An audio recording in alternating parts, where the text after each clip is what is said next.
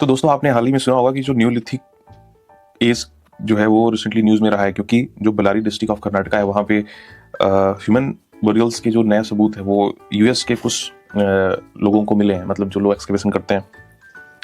तो आज इस शॉर्ट वीडियो में समझेंगे कि जो न्यूलिथिक एज है उसकी क्या क्या इंपॉर्टेंस है। न्यूलिथिक एज जो है वो आपकी मेजरली 7000 BC से लेकर के और 2000 BC तक के बीच की मानी जाती है। इसमें क्या है, क्या इंपॉर्टेंस है, याद रखने वाली क्या बात है कि ये पूरे तरीके से न्यू स्टोन एज जिसको बोलते हैं।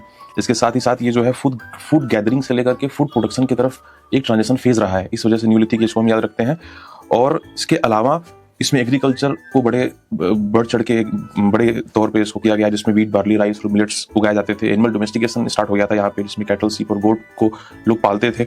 इसके साथ ही साथ जो स्टोन है वो पूरे तरीके से उसको पॉलिश स्टोन की शुरुआत की गई थी एनिमल्स के हंटिंग के लिए, गैदरिंग के लिए और दूसरे अदर एस्पेक्ट में यूज करने के लिए। इसके साथ ही साथ परमानेंट जो सेटलमेंट का जो कॉन्सेप्ट है वो यहीं से आया था आपकी न्यूलिथिक एज से। इसके साथ ही साथ जो ब्यूरियल प्रैक्टिसेस है उसकी शुरुआत भी न्यूलिथिक एज के अंदर ही मानी जाती है। फिर अगर हम इसके कुछ इंपॉर्टेंट साइट के ऊपर अगर आते हैं तो उसमें से मेहरगढ़ जो है पाकिस्तान में भी है।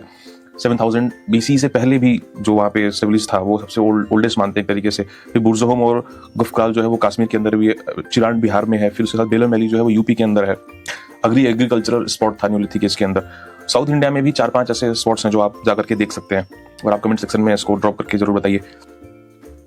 न्यूलिथिक एज जो है वो न्यूलिथिक कल्चर है वो साउथ इंडिया में किस तरीके से फ्लोरिश हो रहा था। वहाँ पे जो कैटल के डंग है उसको बर्न करते थे, इसके साक्ष्य सबूत वहाँ पे मिलते हैं। इसके साथ ही साथ जो है वो रॉक कट और टूल्स और टेक्नोलॉजी वहाँ पे सबसे ज्यादा यूज किया जाता था, जिसमें से पॉलिश स्टोन एक्स, मतलब न्यूलिथिक एज में पॉलिश स्टोन एक्सेस को यूज करते थे लोग, ग्राइंडिंग स्टोन्स को यूज कर रहे थे। उसके साथ ही साथ बोन टूल्स को बड़े पैमाने पे यूज किया जाता था। बिगिनिंग ऑफ जो वीविंग और पॉटरी है वो न्यूलिथिक एज से ही शुरुआत उसकी मानी जाती है। इसके साथ ही साथ जो सोशल लाइफ है वो क्लैन बेस्ड सोसाइटी की शुरुआत न्यूलिथिक एज से मानी जाती है। जेंडर डिवीजन जो है वो लेबर में, मतलब काम करने के एस्पेक्ट में जो जेंडर डिवीजन है वो न्यूलिथिक एज के अंदर हमको देखने को मिलता है। जो ब्यूरियल्स होते हैं, जो मरने के बाद जो दफनाने का काम होता था, वो पूरे तरीके से लोगों ने रिचुअलिस्टिक बना दिया था, वो भी हमें इसी के अंदर पढ़ने को मिलता है।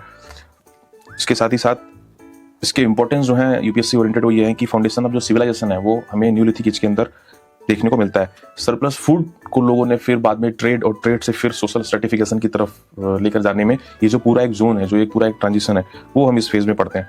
और फिर ये जो पूरा एक ट्रांजिशन है वो लेटर अर्बन कल्चर की तरफ हमें इशारा करता है। और लेटर अर्बन कल्चर जो स्टेब्लिश हुआ था न्यूलिथिक एज के बाद, उसका जो बेस है वो कहीं ना कहीं आपको इसी एज के अंदर देखने को मिलता है।